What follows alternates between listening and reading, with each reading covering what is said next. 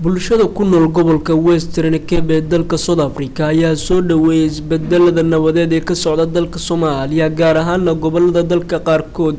iyo caasimadda Muqdisho waxayna amaaneen guulaha ciidamada xoogga qaranka Soomaaliyeed ka gaarayaan dagaalada ay kula jiraan kooxda shabaab.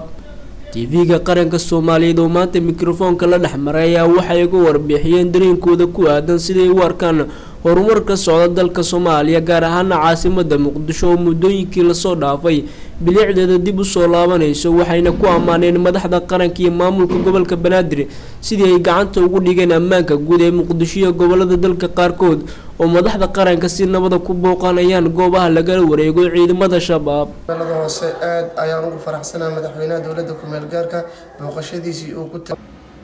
ummadda Soomaaliyeed ka dulqaaday dulligii iyo dhibaatadii ay ku jireen ay u geysan jireen yani gumaysiga iyo gacmaha shisheeye ee wadanka faragelinta ku haya walba kala diranayo dhan diin iyo dhan dhaqan iyo dhan wadannimo intaba laabashada magaalada Muqdisho maaragtay in dadka joogo wadankan waxa aan dareemayaa inay maaragtay qof kasta wadankii ka dhalatay dawlad iyo xanaanimo taasoo maaragtay qof kasta maanta South Africa ku nool oo maaragtay diiradda ku hayo laabto waqtiga uu laaban lahaay uu intahay nabadda ka dhalatay Soomaaliya oo hadda qof kasta caalamka oo dhan laga wada arkay dawladda ku meel gaarka nabadda iyo xanaan wanaagga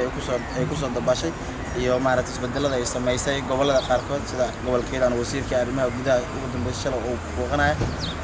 marka loo gudbay caqabadii jirtay oo isbedel ifafaalo nabadeed inuu soo muuqday la tahay.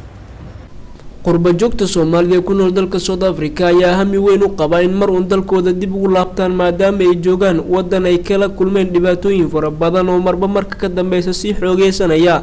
waxayna qaarkood dib ugu laabteen dalka Soomaaliya iyadoo dhaqdhaqaaqooda dib u laabasho laga dareemay guud ahaan dalka South Africa bilii la soo dhaafay. Cabdillaahi Qorshe, telefishinka qaranka Soomaaliyeed, SNTV, Cape Town.